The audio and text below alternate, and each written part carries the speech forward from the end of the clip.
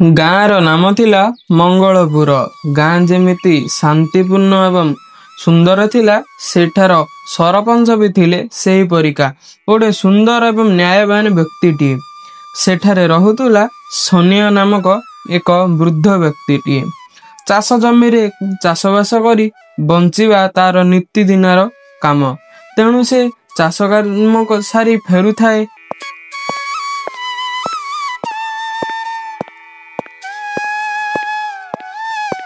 ଆସୁଥିବା ରାସ୍ତାରେ ସେ ଦେଖିଲା ଗୋଟିଏ କିଛି ଥଳିଟିଏ ପଡ଼ିଛି। ସେ ଗୋଟାଇଲା ସେଠାକୁ ଏବଂ ଭାବିଲା ଯେ ଏହା କାହାର ବା ହେଇଥିବ। ଯାଏ ଯଦି ଜଣାପଡ଼େ ତାକୁ ଦେଇଦିଏ। ଦୂରରେ ଥାଇ ଦେଖୁଥାଏ ଏହି ସବୁ ଜିନିଷ ବାବୁନା। ବାବୁନାଟି ଭାରି ଖଳ ପ୍ରକୃତିର ଲୋକଟିଏ ଏବଂ ସେ ପାଖକୁ ଆସିଲା। ଆସି ନିଜେ ନିଜେ ମନରେ ଭାବୁଥାଏ, ଆରେ ହେ, ଏ ସୋନିଆ ଭାଇଟା କଣ ଗୋଟେ ଲାଗିରେ? ସୁନା ଥଳି ପରିକା ତ ଲାଗୁଛି। କାହାର ଗୋଟେ ପଡି ଯାଇଥିବ। ଯାଉଛି ମୋର କହିକି ନେଇଯିବି। ରେ ସୋନିଆ ଭାଇ, ଏ ସୋନିଆ ଭାଇ, ଆରେ ଶୁଣ ଶୁଣ ସୋନିଆ ଭାଇ, ଆରେ ଏ ସୋନିଆ ଭାଇ, ଆରେ ଶୁଣ ଶୁଣ। ଏ ସୋନିଆ ଭାଇ, ତମେ ଯୋଉ ସେଇ ଥଳିଟା ଗୋଟେଇଲନି କି, ସେଇଟା ବା ମୋର, ମତେ ଦେଇଦିଅ ବା। ଦେଖ, ମୋ ଥଳି ମତେ ଦେଇଦିଅ। କାହିଁକି ତୁଚ୍ଛାରେ ଯୁକ୍ତି ତରକ କରିବା କହିଲ? ଦିଅ। अरे बाबू ना, कौन एने की तेरो काहेंगे पछाड़ में चिल्लाउछु? कौन किछि दरकार की देते? ए सोनिया भाई, आ कथाटा शुण शुण, तमर मोर भाग करदबा। शुण, ଦେଇଦିଅ। ଆରେ ମୋର ସେଇଟା ବା, ଦେଇଦିଅ ବା। अरे बाबू ना, अरे मु तते कहती बा, मु बाटरे आसीला बेलको एटा कुटेइली। अरे तोर सेटा कटल हैला? तू कौन पकेइथिलो? तू कौन जानि के पकेइथि ना कौन? तोर कतल हैला कि रे? तू कौन कहछु मु देबनी? केडा ठकुडा गिरी तू? अरे सोनिया भाई, अरे किस लोकटा गियो तमे? आ तमको मु कहूची बा, अरे मोटा बोली शुणु न। जदि तमे न देबाकू राजी अछ, ताहले चलो साहुकारଙ୍କ पाखକୁ ଯିବା। ସେଠି ଫଇସଲାଟା ହେଇଯିବ ଆଉ। ଦୁଇ ଜଣଙ୍କର ଯୁକ୍ତି ତରକ ସରିଗଲା। ଏହାପରେ ଦୁଇ ଜଣ ଯାକ ମିଶି ଚାଲିଲେ ସରପଞ୍ଚଙ୍କ ପାଖକୁ। ସରପଞ୍ଚ ଭାରି ନ୍ୟାୟବାନ ଓ ଶାନ୍ତିପୂର୍ଣ୍ଣ ବ୍ୟକ୍ତିଟିଏ। ତେଣୁ ସେ ଭାବିଲେ ଯେ ଏହାକୁ ଠିକ୍ ଭାବରେ ବିଚାର କରିବେ। नमस्कार हुजूर। नमस्कार शांते। अरे सोनिया बाबूना, अरे कौन है तमर? कौन है? सोनिया भाई आ बाबूना दुई जन जाक निज निजर मतामत रखती। यह ध्यानर सहित शुणुथांती सरपंच। मनर भी चिंता थाए जे सतरे यह कहार अटे। अरे शुण, से कथाटा केमिति जानिबा ताहार किछि उपाय काढुछि। तमे कहूच सेठारे सुना अछि, किंतु खोलिला बेलकु खाली पैसा गुड़ाक बाहरुछि। एथिपाई आमे गोटिए परीक्षा करिबा। अरे बंशी, तमे जाओ तांग घरे देखिकी आस। काहार सुना काहार कौन सबु धरा पड़ी जीवो। एहा परे बंशी चाली चाली जाए बाबुनार घरकू। सेठारे जाई से सबु जिनिस देखा देखी करिवो। प्रकृतरे ता घरे कौन सुना अछि ना मिछटारे कहूछि। सरपंच महाशय सबके तो ध्यान रे शुणती। सबु चिंतन सरिबा परे से विचार विमर्श करी निजर मतामत रखती एवं कहती, अरे सोनिया बाबूना, अरे देखिल तो खालीटार अंध बुझावणा हो जाता।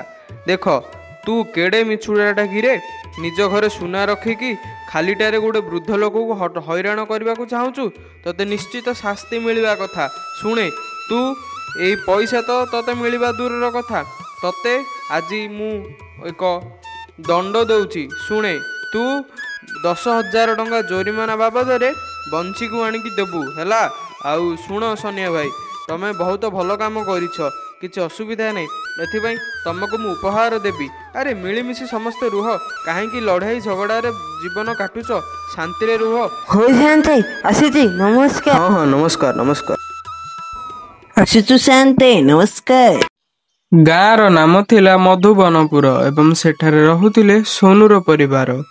सोनू भारी भल पिलाटी। से सबुबले निज जीवनर लक्ष्य एवं निज स्वप्न विषय भावुए। एथि समय ତା ପାଖରେ ଆସି ପହଞ୍ଚନ୍ତି ତାର 2 ଜଣ ସାଙ୍ଗ, ଯାହାଙ୍କ ନାମ ଥିଲା ସାଧୁ ଆଉ ରାଧୁ। ଆରେ ସୋନୁ, ତୁ କ'ଣ କରୁଛୁ କି ରେ? ଆରେ କ'ଣ ଭାବୁଛୁ? ତୁ ତ ସବୁବେଳେ ଖାଲି ଭାବୁଥାଉଛୁ। ଆରେ କ'ଣ ବଡ଼ ସ୍ୱପ୍ନ ଦେଖୁଛୁ କି? ଆରେ କହୁନୁ, ଆମକୁ ଟିକେ କହ ବା। ଏହା ପରେ ସୋନୁ ତାର ସ୍ୱପ୍ନ ବିଷୟରେ ସେ 2 ଜଣଙ୍କୁ କହୁଥାଏ। ସେ ସାଙ୍ଗ 2 ଜଣ ତାକୁ ଥଟ୍ଟା ପରିହାସ କରି କହନ୍ତି, ଆରେ ଦେଖ ରେ, ଆରେ ଇଏ ହବ ପୁଣି ବୈଜ୍ଞାନିକ, ସାଇଣ୍ଟିଷ୍ଟ।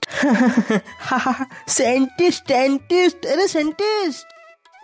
ଏବଂ ସୋନୁ ସେଠାରୁ ମନ ଦୁଃଖ କରି ଚାଲି ଆସେ ଏବଂ ଆସି ଖଟ ଉପରେ ବସିଥାଏ। ଏତିକି ସମୟରେ ତା ଜେଜେ ଆସନ୍ତି ଏବଂ ତାକୁ ପଚାରନ୍ତି, ତୋର କ'ଣ ହେଲା କି ରେ? ତୁ କାହିଁ ବସିଛୁ? କ'ଣ ହେଲା କହ? ସୋନୁ ସବୁ କଥା ଜେଜେଙ୍କୁ କହେ ଏବଂ ତା ମନ ବହୁତ ଦୁଃଖ ଥିଲା, ତେଣୁ ସେ ବହୁତ ଦୁଃଖର ସହିତ ଏ କଥାକୁ ପରିପ୍ରକାଶ କରେ। ଏହା ମଧ୍ୟ ଜେଜେ ଶୁଣନ୍ତି ଏବଂ ତାକୁ ପରାମର୍ଶ ଦେଇ କହନ୍ତି, ଆରେ ସୋନୁ ଶୁଣେ, ସବୁବେଳେ ବଡ଼ ସ୍ୱପ୍ନ ଦେଖେ, ମନେ ନାହିଁ, କିନ୍ତୁ ସେ ସ୍ୱପ୍ନକୁ ପୂରଣ କରିବା ପାଇଁ ତତେ କଠିନ ପରିଶ୍ରମ କରିବାକୁ ପଡ଼ିବ ଏବଂ ସବୁବେଳେ ନମ୍ରତା ରହିବାକୁ ଚେଷ୍ଟା କରିବୁ, କାରଣ ସଫଳତାର ମଧ୍ୟତା ନମ୍ରତାରେ ହିଁ ମିଳିଥାଏ। ଜେଜେଙ୍କ ପରାମର୍ଶ ନେଇ ସୋନୁ ତାର ସ୍ୱପ୍ନ ପାଇଁ କଠିନ ପରିଶ୍ରମ କରିବା ଆରମ୍ଭ କରିଦିଏ। ରାତି ଦିନ ଏକ କରି କେବଳ ପାଠ ପଢ଼ିବାରେ ହିଁ ମନ ଧ୍ୟାନ ଲଗାଏ ଏବଂ ରାତିରେ ବି ଭଲସେ ଶୁଏ ନାହିଁ। ଏତିକି ସମୟରେ ତା ମା ଉଠନ୍ତି ଏବଂ ତା ପାଖକୁ ଯାଇ ପଚାରନ୍ତି,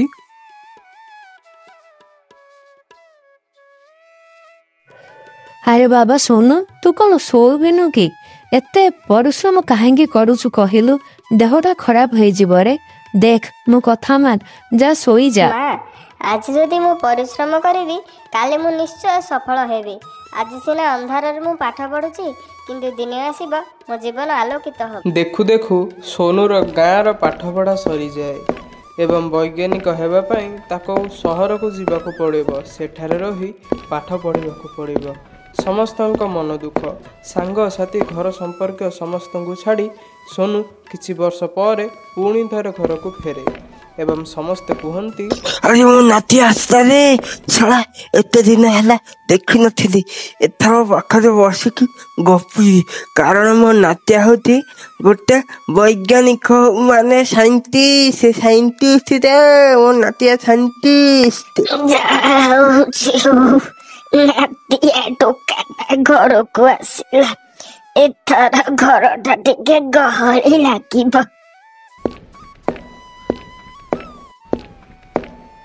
ଆରେ ପିଲାମାନେ, ଆରେ ବୁଝିଲ ତ?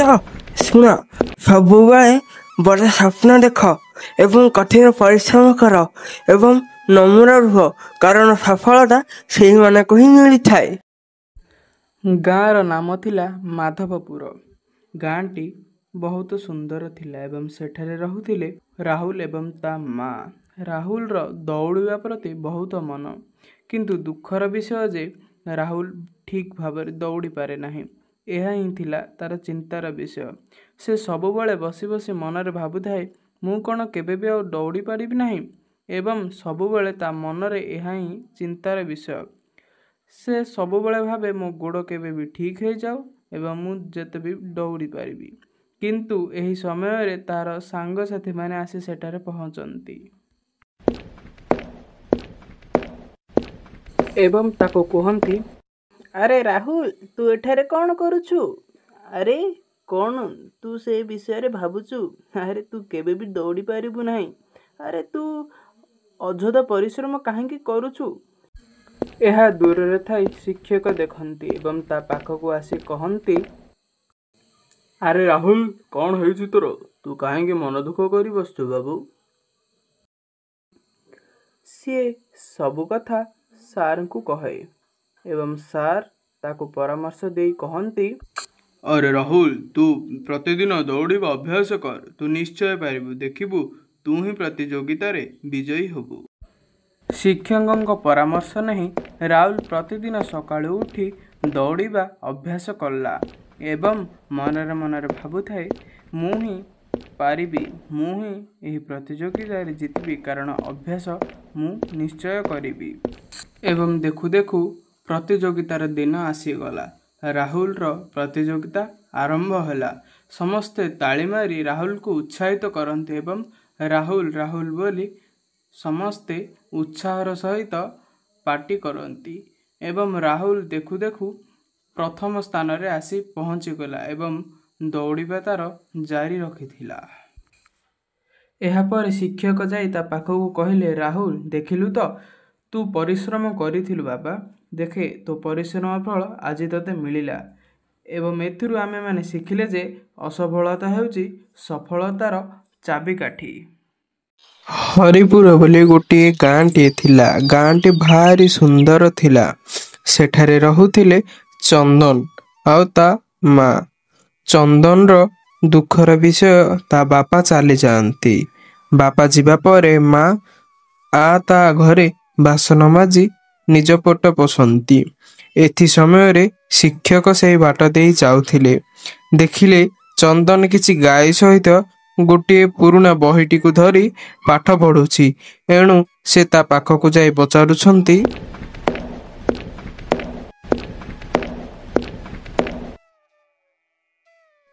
ଆରେ ଚନ୍ଦନ, ତୁ ସ୍କୁଲ ଯାଉନୁ କି? ତୁ ଏଠାରେ କ'ଣ କରୁଛୁ? ପାଠଶାଠ କିଛି ପଢୁନୁ? ନା ସ୍କୁଲରେ କିଛି କାମ ଦିଆହଉନି? ନା କ'ଣ ହଉଛି ତୋର? ସାର୍, ମୁଁ ଏଠାରେ ବସି ଗାଈ ଚରାଉଛି। ଆମ ଘରର ଆର୍ଥିକ ପରିସ୍ଥିତି ଠିକ୍ ନଥିବାରୁ ମୁଁ ସ୍କୁଲ ଯାଉନାହିଁ। ଆରେ ଚନ୍ଦନ, ଏ ବୟସ ହେଉଛି ତୋର ପାଠ ପଢିବା, କିଛି ଶିଖିବାର। କିନ୍ତୁ ତୁ ଯଦି ପାଠ ପଢିବୁନି ତୋ ଭବିଷ୍ୟତ କ'ଣ ହବ ତୁ ଜାଣିଛୁ ତି? ଏବେ କିଛି ବି କ'ଣ ତୁ ପଢୁନୁ? ଶୁଣେ ଚନ୍ଦନ, ମୁଁ ଆଜି ସନ୍ଧ୍ୟାରେ ତମ ଘରକୁ ଯାଉଛି। ତୋ ସହିତ କଥା ହେବି। ଏହା କହିସାରିବା ପରେ ଶିକ୍ଷକ ଚନ୍ଦନର ଘରକୁ ସନ୍ଧ୍ୟା ସମୟରେ ଯାଆନ୍ତି।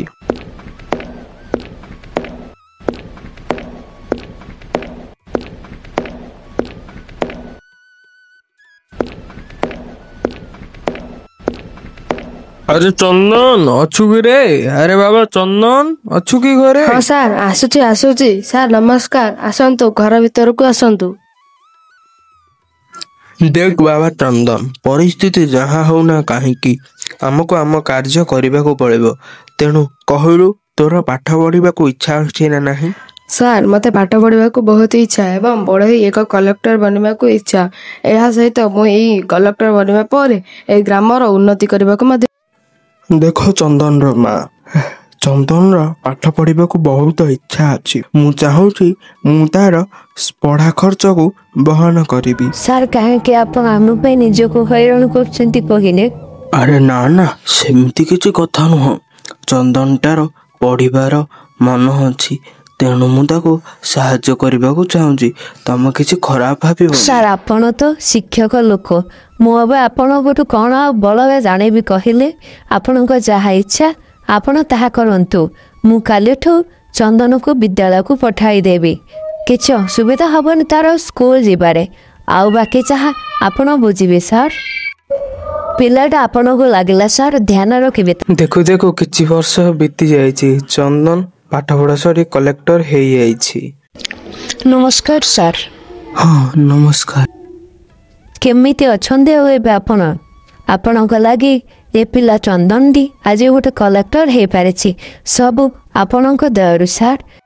ନମସ୍କାର ସାର୍। ଏବେ ଆଉ ଆପଣ କେମିତି ଅଛନ୍ତି? ଆପଣଙ୍କ ଦୟାରୁ ମୁଁ ଆଜି କଲେକ୍ଟରଟି ହେଇ।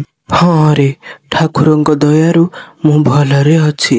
ଶୁଣେ, ତୁ ଏବେ ଯେଉଁ ପରିସ୍ଥିତିରୁ ଏଠାକୁ ଆସିଛୁ, ତୁ କେବେ ବି ଚାହିଁବୁନି ଯେ ଏହା ଆଉ କାହା ସହିତ ହେଉ। ଏହା ମୋର ଆଶା ଅଛି।